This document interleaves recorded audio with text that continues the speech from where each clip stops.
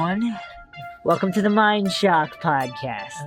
This is your host, Bruce McGuire. Oh, this is Rick Davis. I do shit. Maxwell Powers. Today, we have a very mysterious topic as usual. We're going to be going over the nature of coincidence. Are coincidences merely coincidences? Are they merely coincidental? Happenstances? Or is there some kind of thread in the fabric of the space-time continuum that causes coincidences to happen? What do you guys think? They're just coincidences. Just odd occurrences? Nothing mystical, Maxwell? Nothing mystical. Rook? Oh, I don't know. All right. Like, what are they? Actually, I hate that. Let me try to bring something together here. So, coincidences are generally defined as unrelated events or incidences that have a connection that wouldn't be normally found. It's just confirmation bias mostly, I think. Like 80%, 90%. I don't know. People just look for shit. Well, yeah, if you... It's just almost like a self-fulfilling prophecy. You change your filter. Like a lot of really smart people, like some people say there's no such thing as coincidences. And when you start researching like conspiracies, even like the Knights Templar, like all these things that are seemingly unrelated, when you really dig deep and the facts unravel, like it's not really a coincidence. They don't just it's not events coinciding. There's actually a connection and an intended manifestation of these things. Mark Twain studied a lot of these events, and he was convinced that they were proof of unknown powers of the human mind. Some people believe in a cosmic consciousness or a collective consciousness of all human minds, and so we can access the truth of the universe. So our subconscious is a link to that. So sometimes we can have messages or signals that would lead us to do things by intuition or just feelings, gut feelings or whatever. You just feel a need to do this or that, and then it works out, in a coincidence or a strange happenstance because of something like that. You've never had that happen, Maxwell? It's like getting hungry when you drive by McDonald's and then you look up and there's McDonald's, and it's almost the chicken or the egg. Well, let me give you one that I thought, like, it's hard to remember them on the spot, but I remember a couple of times, or even when me and Rook we were somewhere, I forget where, and there were kids were playing with a football, and I was facing Rook and it was way behind me, so I just had an urge to just lean my head, to just lean back, but it was a sudden urge. Like, it was just a super random sudden. So I leaned back, and then the ball hit Rook right in the face. Yeah. And he fell. And I was like, well, what would convince me to have an urge to just lean suddenly? Was it a coincidence that you leaned back at that point in time? Or did you know that did you pay the kid to throw the football? No. And then you leaned out of the way? Or did my subconscious save me from getting hit, and then your subconscious was sleeping? If there's no such thing as a coincidence, that kid was really aiming for me, and he knew that your dodging ability would move you out of the way. And so he threw it as hard as he could at the back of your head, and you leaned out of the way, and I got it. Well, a lot of these, like some people, because like precognitive skill or precognitive ability would get rid of a lot of the coincidental occurrences, because you would be able to, you want to know something? Deductive reasoning can eliminate a lot of things that you would otherwise attribute to being coincidental, such as if you have a plotter, he's going to take into consideration every variable and then plan for that. And so when what we think is the guard going to the bathroom so that he can sneak into the bank, the guard really goes to the bathroom at the same time every day. And so I mean, you can, if you're an extreme plotter. All right, well, let me go over some really bizarre ones. No, I still believe in coincidence, even though I'm. Well, let's see what Maxwell thinks of these, because he's a doubter. He's a coincidence denier. Coincidence denier. Well, we have to, if we're going to do that, then we have to bring up, what is it, DWBs? Devil worshipping bastards. Because if you're a devil worshipping bastard, I'm sure that Satan can give someone enough precognitive ability to All right, check this out. be able to So this- know what's going to happen. So this is from the year 1803. Oh, jeez. Joseph Samuels was one of 10 men in Sydney, Australia, who was accused of stealing money from a woman named Mary Breeze and killing a man named Joseph Luker. Both of these events happened on August 25th in the early morning. Of the 10 men accused, 2 were acquitted and 8 were sentenced to die. 3 were offered mercy if they agreed to become transports for life. So banned from the colony, basically exile. So, and the other 5 men were to be hung. Joseph Samuels among them. So on September 26th, the day after the trial, they were taken to execution. At 9:30 a.m., Joseph Samuels was brought with a man named James Hardwick, accused of the same crime, to the gallows. So then they read them their rights, rights. Is that a coincidence? That rights and rights. Is that a coincidence that it's the same word? They were questioned. He was questioned again with the murder of Luker, and he said he responded that he had sworn secrecy on the matter. And so when they were read their rights, they were according to their religion. So Samuels was a Jew and Hardwick was a Catholic. And he said he had sworn secrecy on the matter with one of the other accused men who was also a Jew. Simmons was one of the men that was acquitted. His explanation was that he was caught with blood on his clothes, but he was prone to nosebleeds and also had slaughtered a duck recently. So not only did he have a nosebleed, but to explain the extra blood, he had just killed a duck.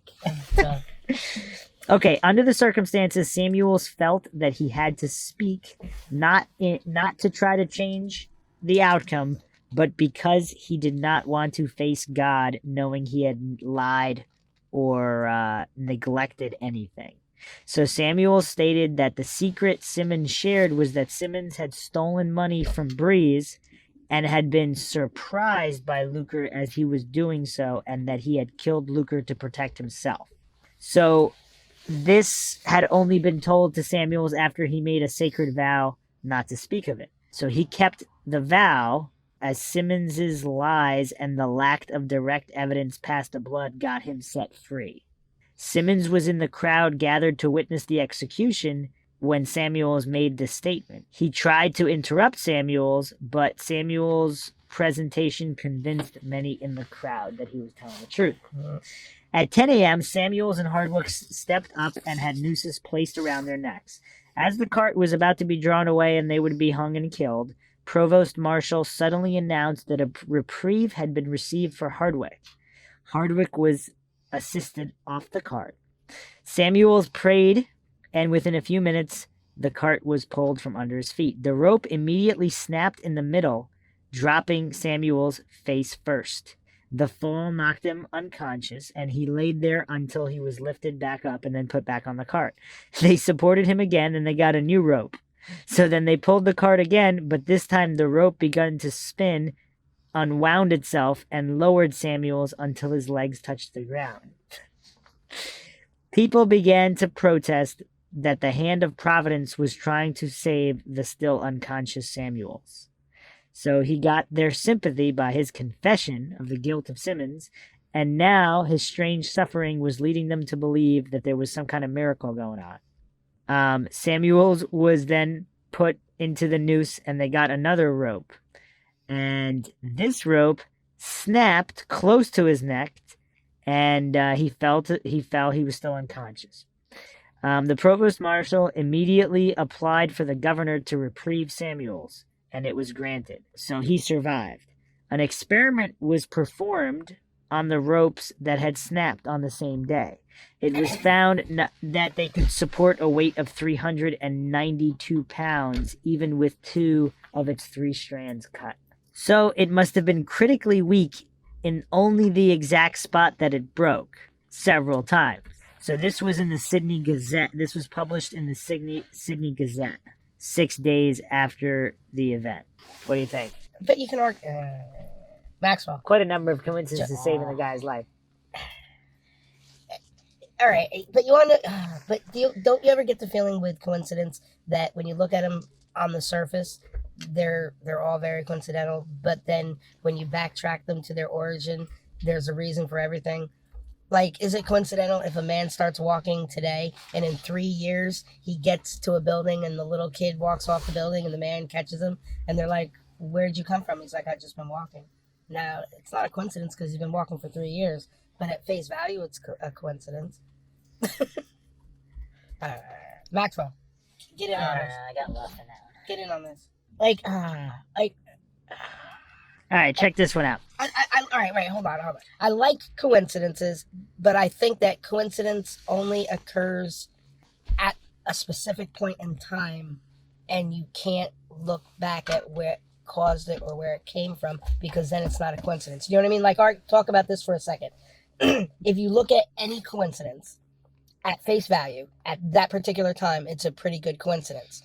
But any of the effects that contribute, any of the variables that contribute to that coincidence have an origin and came from somewhere, and a lot of them aren't just like arbitrarily just walking along. They have a mission, or they're doing something on their own, which makes, just because it's not their story or it's not that one particular item's story, it would make it not a coincidence. Do you know what I mean? Like, if 5 people, all drive to the intersection and the light goes out and they all have a head-on collision and die, you're like, wow, it's a coincidence that all 5 drove through the intersection at the same time that the light went out and they all hit each other. But then if you go back, each one of those, someone was born, grew up, got married, had a family, and then they were going to go see grandma. Then the other one, got born, grew up, got married, and they were going to go see grandfather. That one was so none of it was a coincidence that they were there at that particular time, but it was coincidental that they all ended in that manner if you don't look into it. Do you know what I mean or no? All right, read another one. Okay, But that was a pretty good point. I think it was a pretty good point. 112 men died during the Hoover Dam project. If you check backstory, backstory makes it not a coincidence. But if there's no backstory, then it's a perfect coincidence. All right, there you go. I got it. 112 men died during the Hoover Dam project. Okay. The first was on December 20th, 1922. Okay. His name was J.G. Tierney. Okay. The last was on December 20th, 1930. 13 years to the exact day, Patrick Tierney died. He was J.G.'s son. That's pretty crazy. But if there was backstory, what was he doing there? He was there for a specific reason, because he was going about his business. Yeah, I don't know. And then, here's a good one. What separates irony from coincidence? Well, if it's ironic, that just means it's like a twist on it. A coincidence means it's like more of a chance. Yeah, but what makes a coincidence good is if there's a twist on it. You know what I mean? That guy was the guy's son. The last guy who died was the first guy's son. That's a pretty big twist, and someone could say, oh, it's kind of ironic that his son was the last guy to die and the father was the first guy to die. All right, check this out. Mindshock. In Detroit in the 30s, a young mother must have been eternally grateful to a man named Joseph Figlock. As Figlock was walking down the street, the mother's baby fell from a high window onto Figlock. The baby's fall was broken, and both man and baby were unharmed. A stroke of luck on its own. But a year later, the very same baby fell from the very same window onto poor, unsuspecting Joseph Figlock, as again he was passing beneath, and again they both survived the event. I mean, that's only twice though. See, this is kind of ironic. This is where I see if that happened. Oh man. Like if it was the same mother and the same kid taking a vacation somewhere else and they didn't know each other, and it was the same guy somewhere else, and even then, if that only happened once, but if it happened again somewhere else and they didn't, you know what I mean? Like, oh no, once it gets stacked, then it's a coincidence. It's a crazy coincidence. Outside of the realm of feasibility. But I mean, what if Flintlock was like, I'm a superstitious man, and if I hadn't been walking this route, then that kid would have died. I'm going to have to walk this route every day. And so he walked it every day, and then a year later, the baby fell, and he's like, good thing I walked this every day. See, the backstory makes it not so coincidental. But without the backstory, it would be very coincidental and very ironic. Origin stories ruin coincidence. Check this out. The legendary founder of Rome was named Romulus. And Remus. What? I said Romulus and Remus. The first emperor of the Roman Empire adopted the name Augustus. The name of the emperor of the Western Roman Empire that was deposed by the Germanic barbarians, ending the Roman Empire, was Romulus Augustus. What do you think about that? Well, yeah, but what if when you told the story you didn't talk about Romulus, you only talked about Remus, and you're like the founder of Rome was his brother. Yeah, but didn't Romulus do way more? They're listed as what? They were both raised by wolves, so whatever. Isn't there a picture of them? Isn't there a relief of them? All right, check this out. Nursing off of a wolf's tit. On July 28th... No, there is. On July 28th, 1900, King Umberto I of Italy went to a small restaurant in Monza for dinner. When the owner, who was also named Umberto, took the king's order, they noticed they were virtual doubles. The men talked and discovered more similarities. Both men were born on March 14th, 1844. Both men were born in the same town of Turin. Both men married a woman named Margarita. Yeah, that's right. Both men married a woman named Margarita on the same day. Yeah, it's pretty crazy. The restaurant opened on the same day that King Umberto was crowned. People do win lotteries, though. Yeah, both men. 1 in a million chance. The restaurant opened on the same day that King Umberto was crowned King of Italy. The next day, King Umberto learned the restaurateur had died earlier in the day due to a mysterious shooting. As the king expressed his regret, an anarchist in the crowd assassinated him. Oh, shit. Now, hold on a second. Now, this is pushing it way, way, way too far. So the guys look the same. Yeah. All right, fine. People look the same. Yeah, I know. They had the same name. Okay, fine. Both from the same town. They both married the same lady. And both born on the same date. Yeah. And got married on the same date to a woman with the same first name. Yeah, but what if they just left? If they both came into their profession on the same day? What if they just left out the fact that they were both twins and they married twins? and they didn't give us all the information. That was Max. Because then they could be born in the same. They could be born in the same town. Come on, man. Why can't you focus on the different last names? I don't know. Yeah, but who cares? But what is that? That doesn't change the similarity. The differences don't change the similarity. Yeah, is that too many similarities? Got it. There's too many similarities. All right, check this out. In 1974, a moped driver in Bermuda was killed when a taxi ran into him. 1 year later, that man's brother was killed while riding the same moped on the same street. He was killed by the same taxi driver carrying the same passenger. Yeah. That's a bit, yeah. How do you like that, Maxwell? Crazy. All right, so have you guys seen The Omen, the movie? Yeah. I have not, actually. Should I watch it? Yeah. There's a lot of them. Oh, there's classics that you should watch. So. The 1976 film The Omen was filled with strange and horrifying coincidences. The strangest of them being this.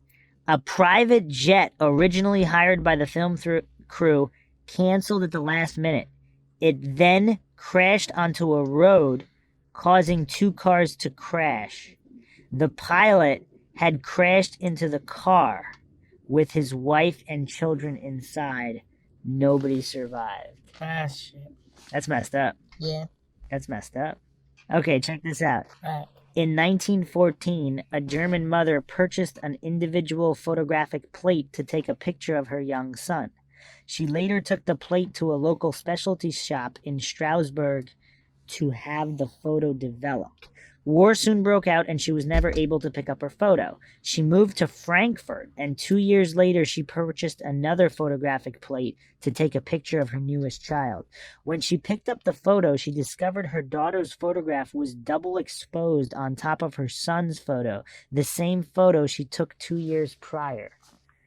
Photographic plates were often reused during this time, but in a rare coincidence, this particular plate was never cleared properly and then resold to her over 100 miles away. That's kind of weird. They're all weird. And they're all really cool. And they're all a little ironic. And they're all coincidental. But then they all have backstory, which means that it's like a perfect storm. Even the Umbertos? It's a perfect storm. It's a perfect Who were born storm. on the same day, married the same woman with the same name on the same day, died on the same day, started their profession at the same day. It's kind of weird. Where's the backstory there? Well, I'm just saying that, well, we don't know. There could be missing variables, but, you know, they grew up and lived. And so if you grow up and live, I like it. Check this out. The car which Archduke Franz Ferdinand was assassinated had a license plate reading A111118. The war resulting from this act ended with an 1918. armistice on 11/11/18. Yeah. That's interesting. Mm-hmm. Check this out. Right. West Side Baptist Church in Beatrice, Nebraska, always held practice for its choir on Wednesday evenings at 7:20 sharp. At 7:27 on Wednesday, March 1st, 1950, the church exploded due to a natural gas leak. Miraculously, not one soul was harmed because all 15 members and the choir director were running late that day.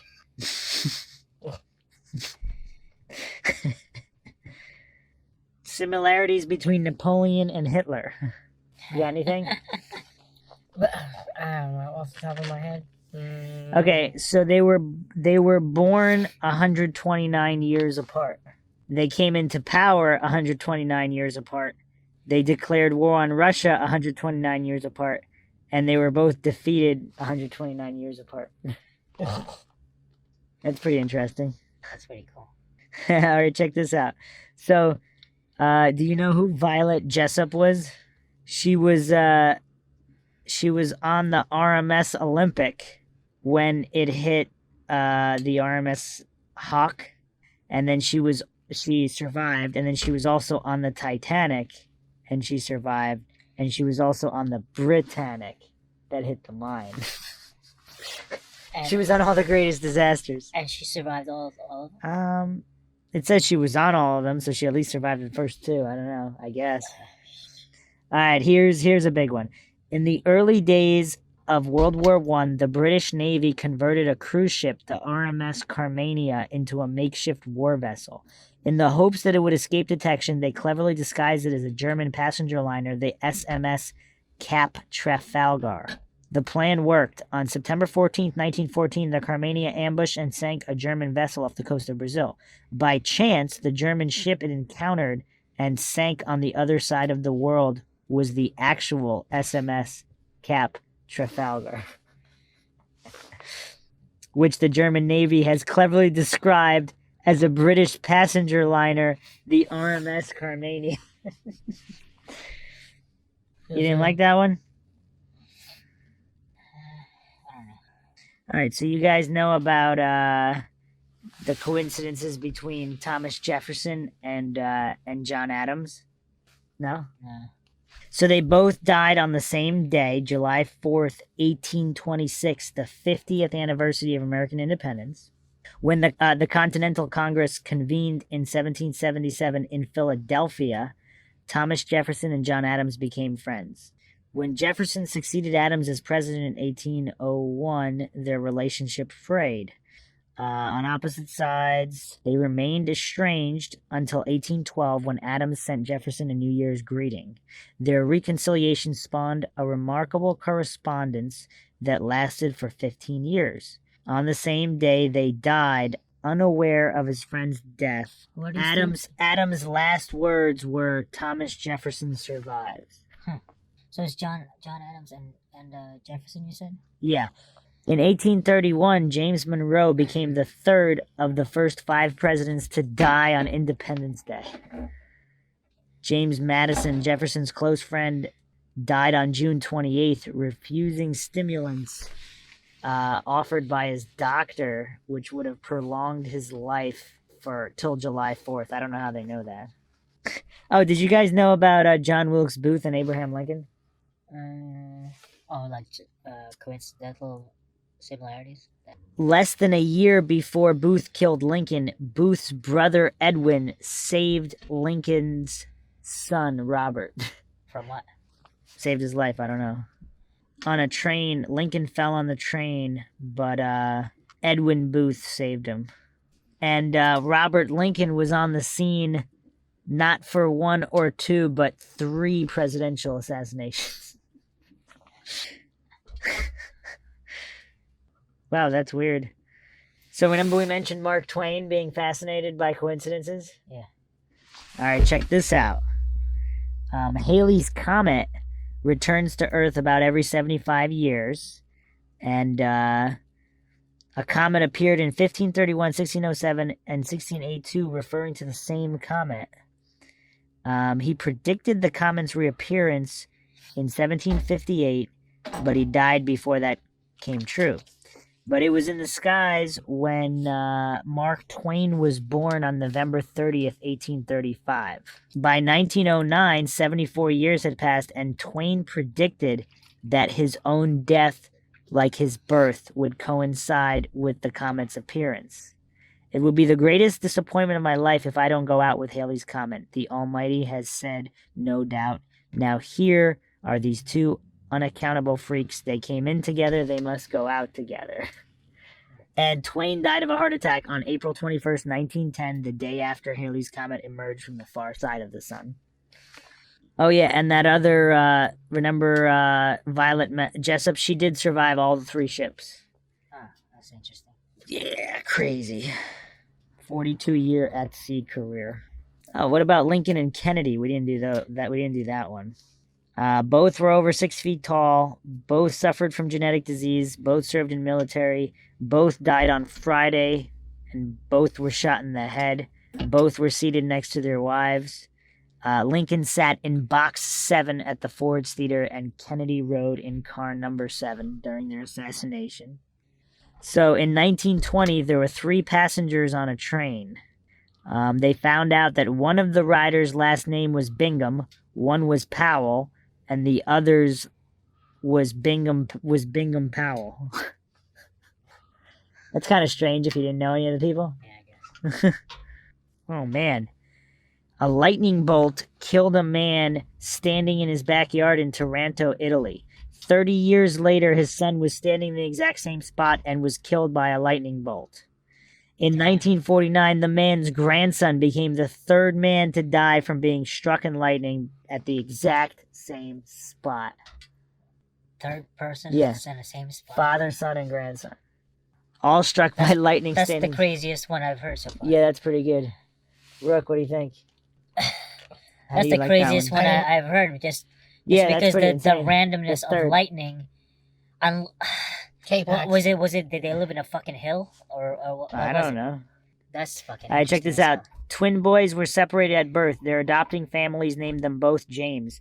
They both grew up with enforcement training, and they both married a woman named Linda. They both had boys. One was named James Allen, and the other was James Allen with 2 L's.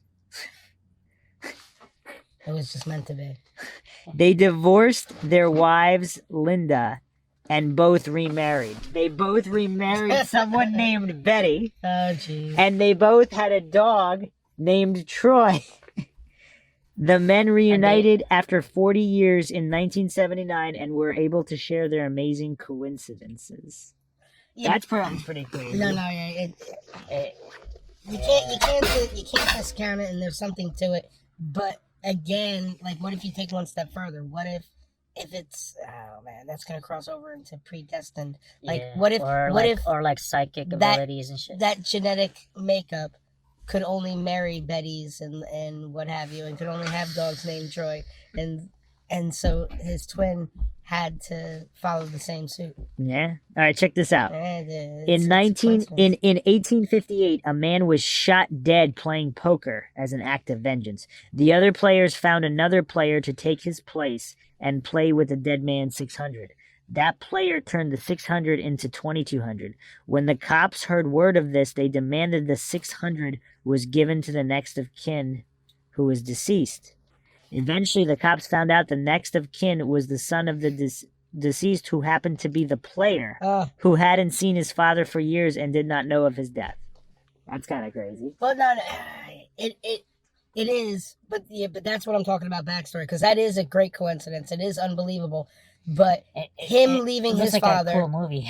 and then him living his life. If you look at every step that it took to get him back there, you would see that he was going there on purpose, and then it wasn't a coincidence, even though it was a coincidence. All right, check this out. That's awesome. 3 men were hanged in London at Greenberry Hill in 1911 for the murder of Sir Edmund Berry.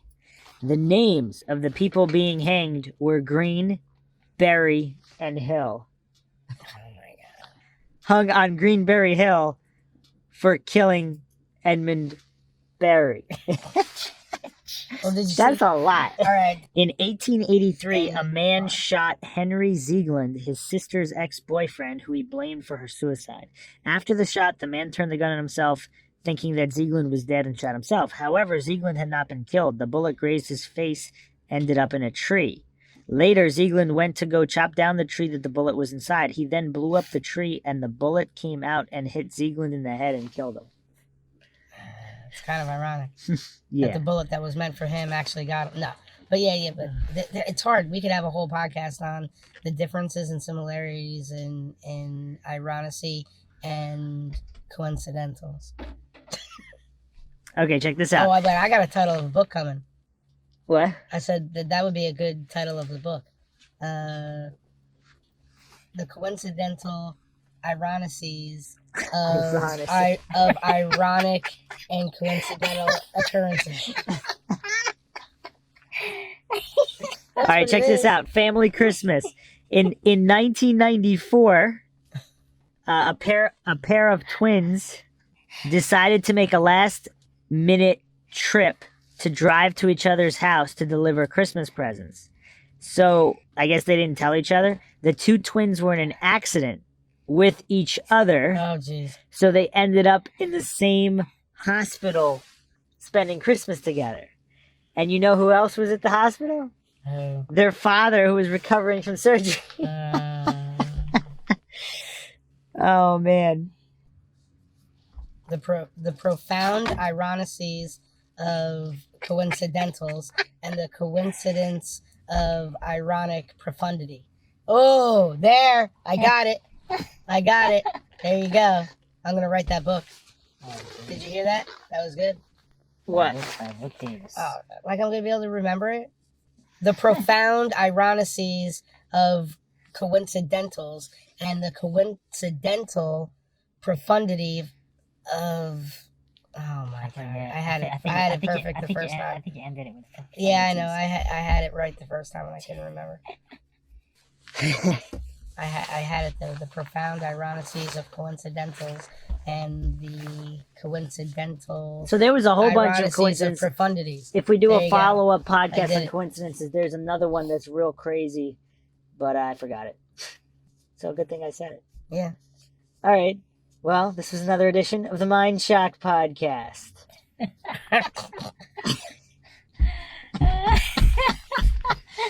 We hope you had your minds shocked by the most astounding coincidences. Yeah, but is it a coincidence that your mind would be shocked on the mind shock coincidental occurrence that is profound and ironic? No, that was the intended purpose. I know. See? When you have the backstory, it's not so coincidental. But That was our purpose. that's completely different than things coinciding. Yeah, it's profound and it's ironic. The Umberto guy was the craziest, though. Yeah, they were all pretty good. And the 3 generations being struck by lightning in the same spot. I don't know, Brown and White and Green Hill and Yeah. lynching were pretty good. Yeah. Actually, they were all pretty good. Well, we didn't really go into what exactly caused those coincidences. Some would argue that if the whole universe is either a holographic projection or a computer programmer, it's like the built-in Easter eggs. Oh my god. Oh my god. That'll shock your mind. Yeah, well, as soon as you say a holographic universe or whatever, that's shocking. All right.